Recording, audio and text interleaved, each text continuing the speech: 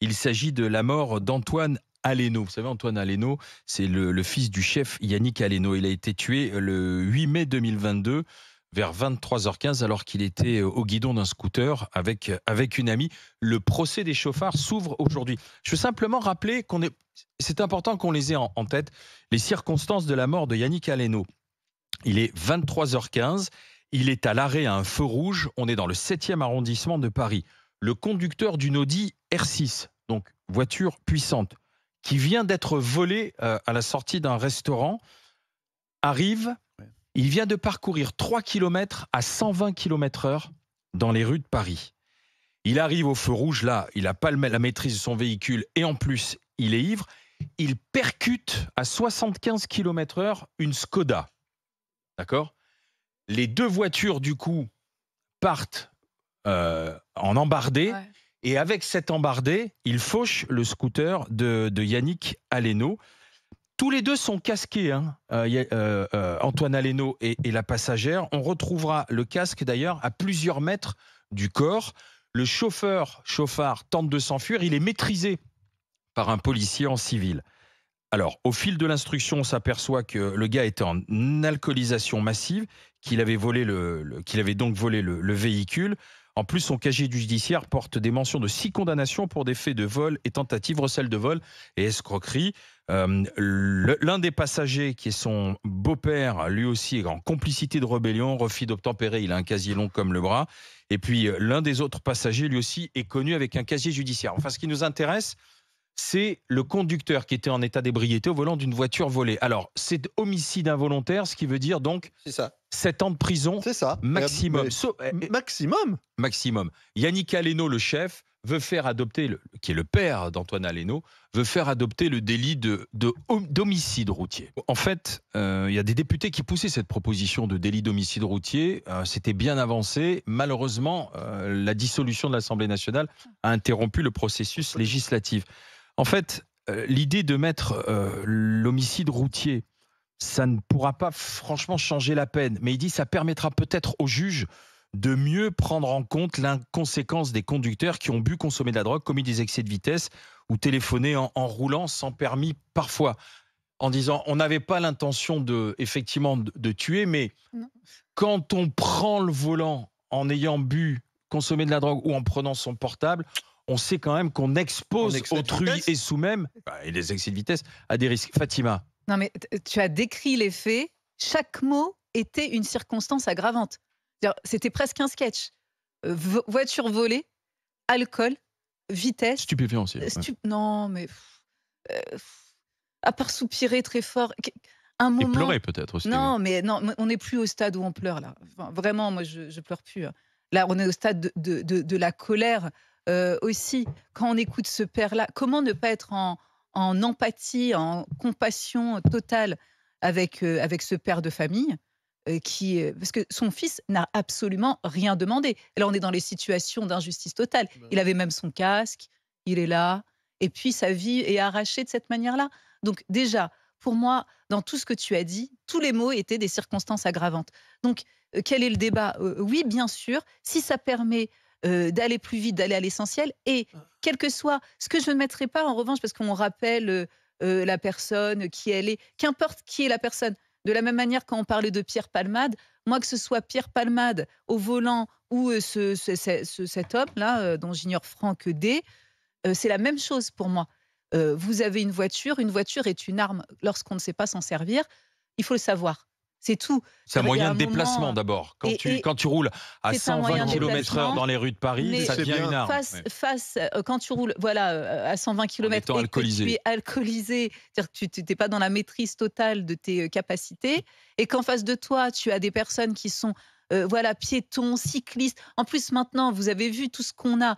On a les cyclistes, les personnes en trottinette, 18% d'augmentation de décès là, pour les personnes sur des trottinettes. Donc bon, un cycliste qui est mort il y a 2 semaines. J'ai l'impression qu'il n'y a même pas de débat à avoir sur ça. Alain, tu dis avec une espèce naïveté. La voiture, c'est un moyen de se déplacer. Non, ça fait depuis que la voiture existe, c'est tout sauf un moyen de se déplacer. Enfin, c'est pas tout sauf un moyen de se déplacer. C'est d'abord un objet symbolique. C'est d'abord un objet symbolique. Et en plus, en France, je le dis souvent, c'est un objet symbolique particulier. C'est-à-dire qui est toujours mis en avant. On discute toujours de la puissance de sa bagnole. On est les plus gros acheteurs de SUV, de 4x4, etc.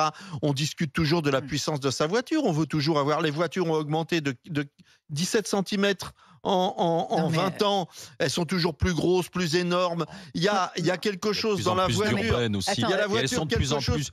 Elles te protègent de plus en plus avec les nouvelles technologies. C'est pas le procès de la voiture, c'est le procès du conducteur. C'est pour ça l'homicide. Je suis pas d'accord avec toi parce que je pense qu'en France, la justice vis-à-vis de ces homicides routiers, elle est toujours Sauf qu'il n'y a pas le délit d'homicide routier. Voilà, elle est toujours extrêmement complaisante.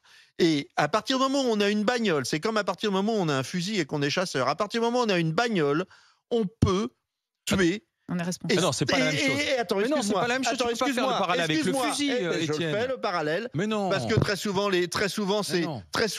c'est involontaire. C'est effectivement, on n'a pas l'intention de tuer. Sauf que comme quand tu le dis, par exemple, quand on marche avec son fusil qui n'est pas plié et que le coup part, on peut dire qu'on est exactement dans la même situation. Le fusil, c'est une arme qui est faite pour tuer. Non, mais là, la voiture, ce n'est pas une arme qui est faite pour tuer. La voiture, elle n'est pas faite pour tuer, mais il se trouve qu'elle tue plus que le fusil. Elle tue plus que le fusil.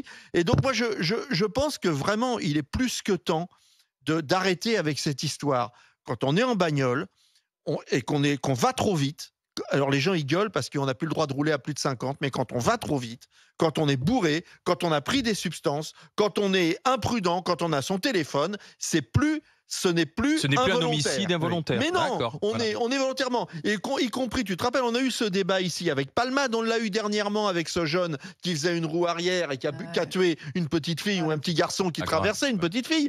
C'est exactement toujours la même chose. Oui. Le gars, on peut pas lui dire qu'il a volontairement tué cette petite fille. Et le mec est certainement extraordinairement malheureux. Sauf que si tu fais une roue arrière et que tu cognes quelqu'un, t'as quand même une part de responsabilité énorme, et on peut pas juger ça comme un homicide involontaire, comme quand, sans le faire exprès, tu je sais pas moi, tu te bats avec quelqu'un, ou je sais pas moi, tu tues quelqu'un vraiment par... C'est affreux tout ça.